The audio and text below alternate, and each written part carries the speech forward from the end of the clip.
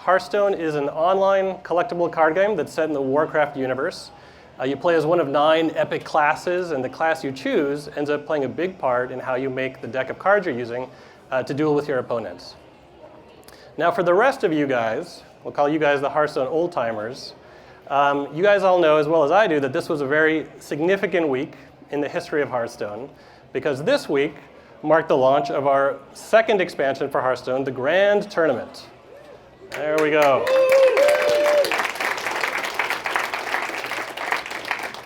Now the story behind the Grand Tournament is this is where all the various races and all the various factions and all the various personalities throughout all of Azeroth nominate their one greatest champion. And they send this champion to a huge epic event for fame and for glory and for honor. And so now normally when we come and chat about new expansions like the Grand Tournament, we're doing this before we release the expansion. So I get to show off cool cards and new mechanics and interesting new ways to play the game. I'm not going to do that tonight because you guys already have this expansion. You already have seen all the new cards in the expansion.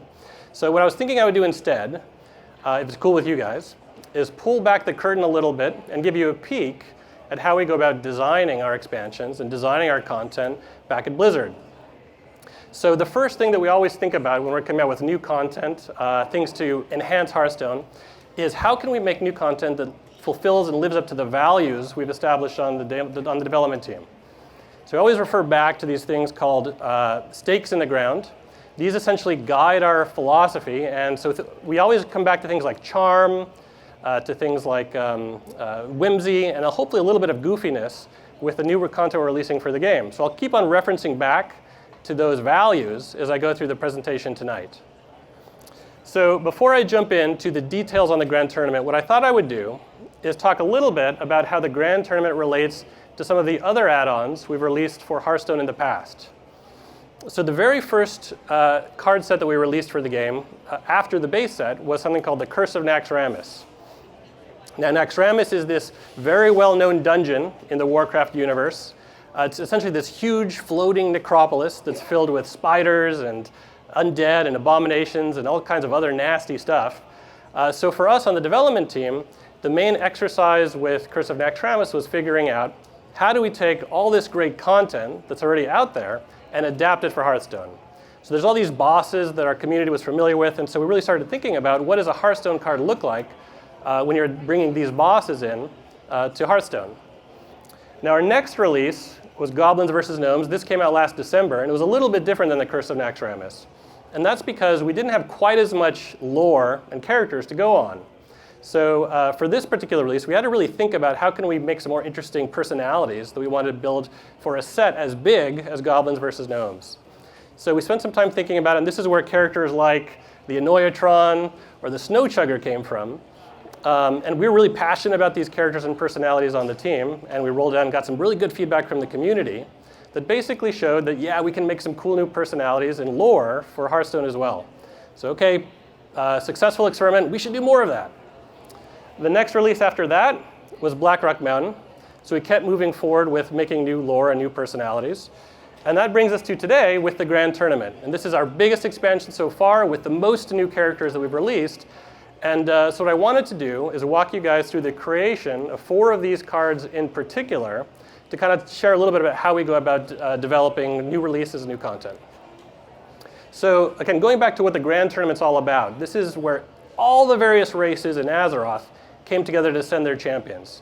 So as we started thinking about who should really have a champion delegation, who should really send their greatest knights to fight on behalf of their name, and who should really be there sort of fulfilling the promise of what the Grand Tournament's all about, this guy came to mind.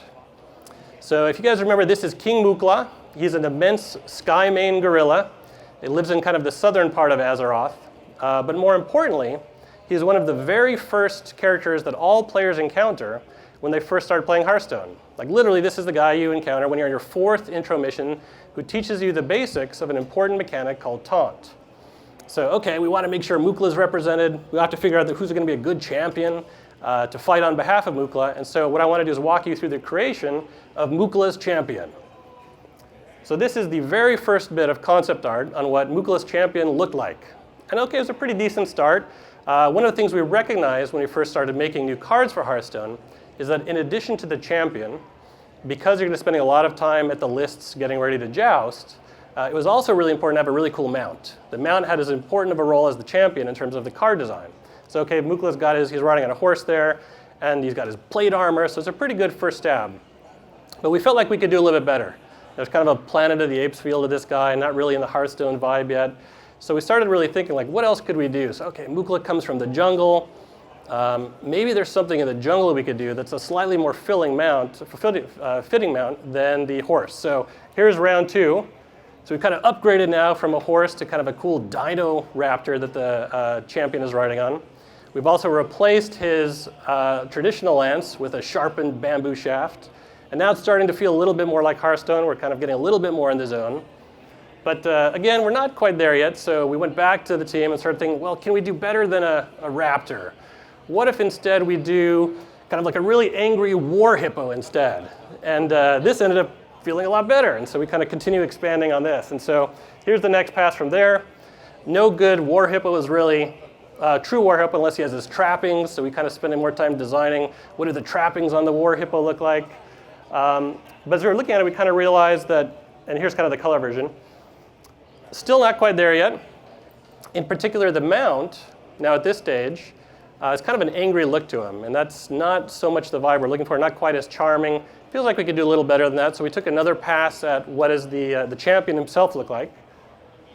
So he's got a new treatment on his face. We actually have some snow now, kind of representing the fact that he's dueling in a continent called Northrend. We've also kind of at this point, very importantly, created the crest of King Mukla, which you can kind of see there below the head of the hippo, kind of the crest of the banana.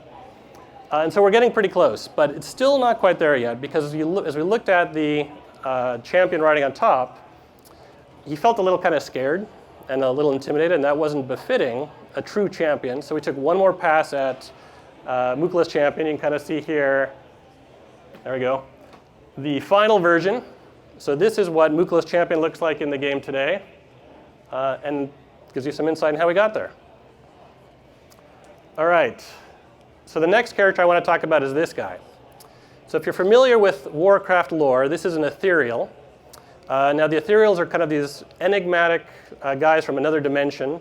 It's basically a dimension of magic and illusion, and they kind of look like these energy mummies, kind of collecting all these artifacts and using them to help move forward as a race.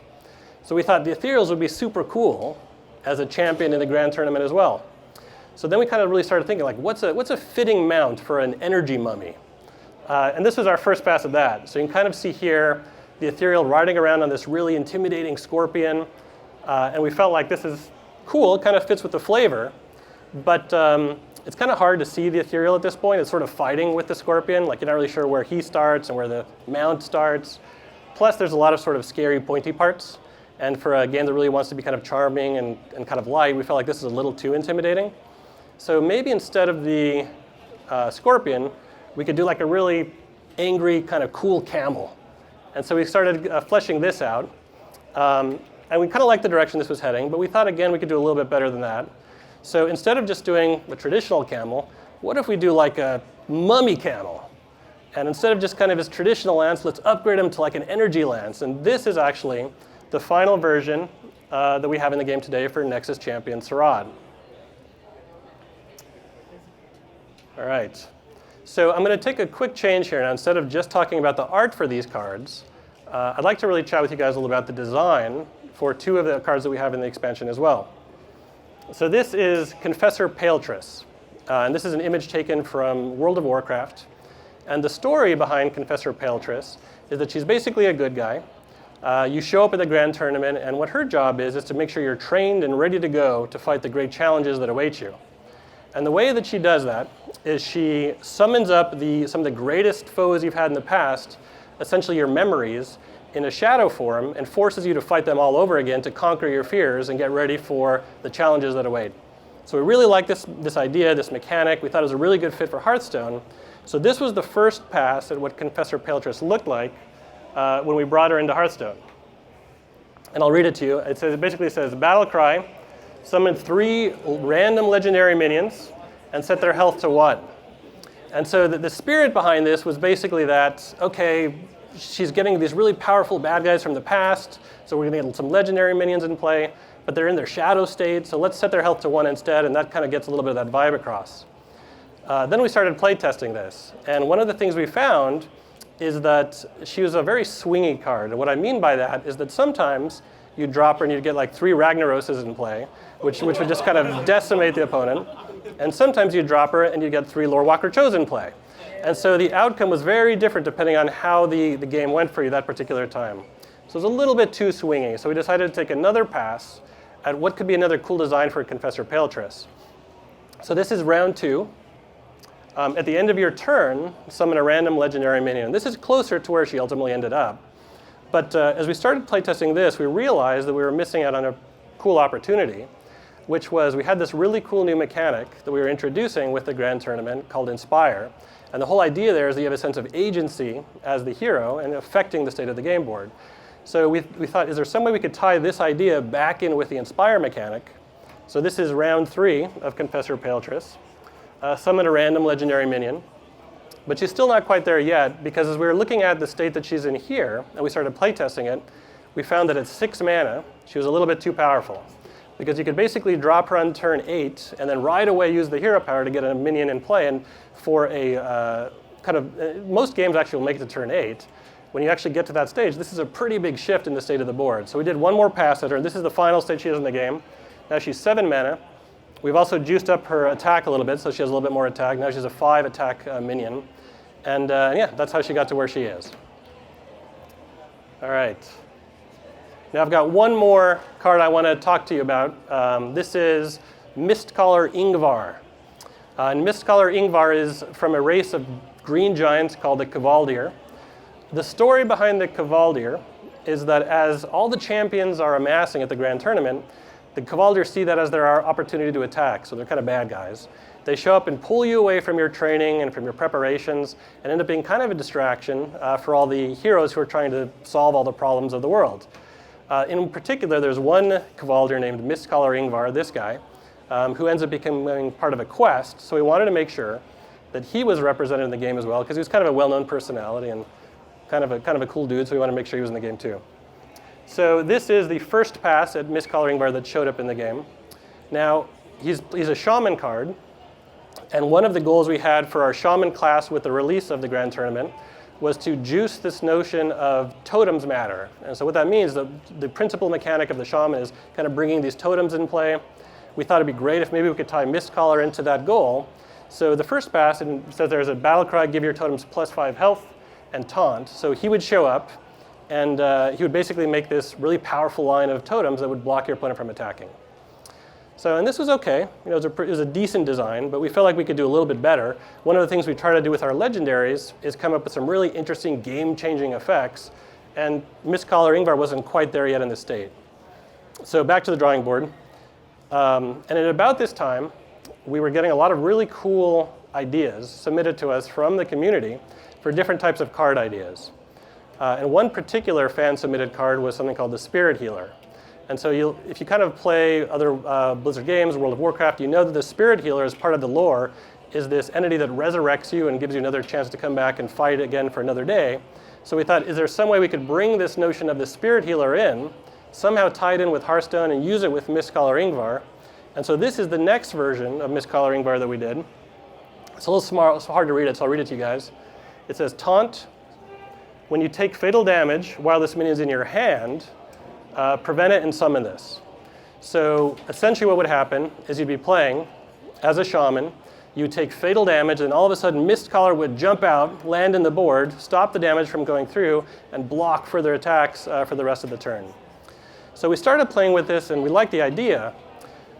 And right away we started seeing a lot of problems with this card, because what happened was that as soon as people started playing against shaman, they always assumed that Mistcaller was in their hand. Because what would happen is you'd attack, Mistcaller would show up, and have to kind of change your strategies all over again. So it had a very significant effect on the overall game itself, because you didn't want to overexert yourself, use all of your resources to take down your opponent, because then you'd have nothing left to deal with Mistcaller if he showed up. So it started kind of playing mind games with everybody, like, I don't know if I should use all my spells and minions. Let me hold some back in case Mistcaller is there. and it broke down the notion of what we were trying to do with Hearthstone. It started to slow down the matches, and it made people really second guess the way that they were playing. So like the design, didn't end up working, so we went back to Mistcaller again. This was version 3, so we went back to tying him in with the totems again. This time, Mistcaller himself is kind of this shield, this taunter, and essentially makes all of your totems invulnerable. And this was okay, it was pretty good. Again, not as exciting as we were hoping, so we did one final version of Mistcaller to try and get him to a good design we were happy with. And this is kind of where he ended up in the final game today. And this was basically based off of a priest mechanic we were playing with that juiced up minions that you hadn't even played yet. And we thought it would be a better fit for Mistcaller. So in this case, he's actually leveling up the minions in your hand, and he's also kind of making the minions in your deck that haven't even showed up yet also kind of get more powerful. So this ended up working out pretty well. And like I said, this is what you'll see if you actually summon the Mistcaller today. All right. So that kind of takes us to the end of the cards I wanted to share with you guys. In a little while here, we're going to start the Fireside Gathering. Very excited to play with you guys, maybe try some little Hearthstone dueling. Before we do that, though, I wanted to open it up to you guys for some Q&A. If you have any questions about the Grand Tournament or about Hearthstone or about Blizzard in general, happy to field those. So, hey, thanks. My question is, with cards like Mistcaller and Confessor that you just showed, it seemed like a kind of top-down design where you started with the flavor of the character and then tried to find mechanics that would evoke the flavor. My question is, did you have any cards where they came about because you said you went about it from the bottom up, like we need this effect in the game. The game lacks taunts at 2, for instance, and then find a character to match that? Yeah, we definitely do. We look at design both ways, like you said, from top down and from bottom up. A good example is through the Inspire mechanic. We really wanted to make sure that, again, the heroes played a big role in terms of the design of this expansion. So as we started thinking about how do we tie into that mechanic, we came up with ideas for cards like the Thunderbluff Valiant, that's using Inspire as a way to kind of juice up totems. And so to fulfill the promise of what that would be, we kind of did the bottoms-up approach to figure out how can we kind of realize that mechanic and sort of use it as much as we need to throughout the set. So it's kind of a balance, but we do a lot of that in all of our expansions. Hello. So I just have one question, especially in regards to mobile. Has the game being on mobile devices now affect game development in any way, such as like, are you inhibited from adding new features that you would have considered for that it was only on PC, and now that it's on mobile, does it add any like kind of barriers for you? So far we've actually spent a lot of time making sure that we can design features that work across all of our platforms. And so from a feature standpoint, we actually have parity right now in terms of all the features that you'll see on a mobile device versus the PC. And that's really important to us. We want to make sure that it's not two different games, but it's the same experience, it's the same Hearthstone feel that you see whether you're playing on a PC or on a tablet or on a phone. Now, it definitely kind of slows us down a little bit because it means that we actually have to go through the process often of inventing two very different looking UIs. Like if you play on your phone versus the PC, you'll see that where the hands are positioned is different. The collection manager has kind of been significantly redesigned to work for a phone. But it's our goal to make sure that all the same aspects of the game are represented on all platforms. Do you see Hearthstone going to consoles anytime in the future? So we don't have any plans right now to bring it to consoles. What I'd say about that is we want to bring Hearthstone any place where there's a big audience of players who would love to play it. And so we definitely look forward to getting feedback back if that's something that obviously folks are really interested in. But for right now, because we're on phones, a lot of the feedback we've gotten is that people can play on phones, and that works pretty well. So there hasn't been as much of an immediate need to bring it to additional platforms from there yet. What's the opinion on bringing different zones to the game, like having a fully structured graveyard effect, or just allowing more direct access to seeing like what cards have been played and things like that? Is it going to complicate the game, or is it something that we could look at and see happening in the future? So when you're talking about zones, like there's a mechanic in terms of collectible card games where there's different areas like your hand, like your library. Some games have this notion of a graveyard that can have cards that you can then interact with. Our feeling on that is that we want to be very careful about expanding the design space and the amount of different areas you have to be aware of as a player, because it's adding complexity to the game. This is the very first time we ever released a new mechanic since we launched the game with Inspire. So it's possible that we kind of explore new versions and new things like that in the future, but we feel like the amount of space we have to play with still feels pretty good. We have a lot of great ideas about ways we can push it. So we'd like to make sure we're kind of continuing to tap on that first before we go look at adding things like a graveyard and mechanics that tie into cards that you've already played. Hello. So my question is, how much does arena factor into your card design? How concerned are you about the balance of the different classes in the arena, and how cards might change that? We definitely spend a lot of time thinking about it. We want to make sure that the arena, which again for some of the new folks, there's a couple different ways you can play Hearthstone. You can make a constructed deck ahead of time that you can duel with in the ladder. We have another mode called Arena where when you go in, you're essentially building your deck on the fly, and you're going to see how far you can make it with that deck, how many wins you can get before you get 3 losses. We definitely spend a lot of time thinking about it. We want to make sure that all the cards we're coming up with work great in Arena and that they're not throwing that out of balance. So it's part of our design process. There's definitely certain cards that get way better in Arena than they are in Constructed, and vice versa in some cases. But overall, it is our goal to make sure that things are viable in both. I was lucky enough to start Hearthstone very early on, but then I tried to get my friends to play, and they start and they love it and they like it, but then they find out they need to have Naxxramas, Blackrock Mountain, and all that. Then that starts to add up, and then they kind of stop playing, and I can't get that many people to play. So your question is, what are we going to do about that? Yeah, the question is, how will Blizzard handle 2 years from now? There's going to be double the amount of content and even more to catch up. It's a really good question. It's something that we spend a lot of time on the team thinking about, because with the release of the Grand Tournament, that's another 132 cards that are out there. And as we keep on moving forward, to keep on adding more expansions, the total size of the card set does get bigger and bigger over time. So it's something we're very sensitive to. It's something that we are spending a lot of time back at Blizzard thinking about right now and have some ideas around, but we're not quite ready to go into a lot of detail about how that's going to work yet. But we'll have a lot more to share on there in the not too distant future. Thank you very much for having me out here. It was a pleasure to talk to you guys. Look forward to dueling with you. So thank you very much.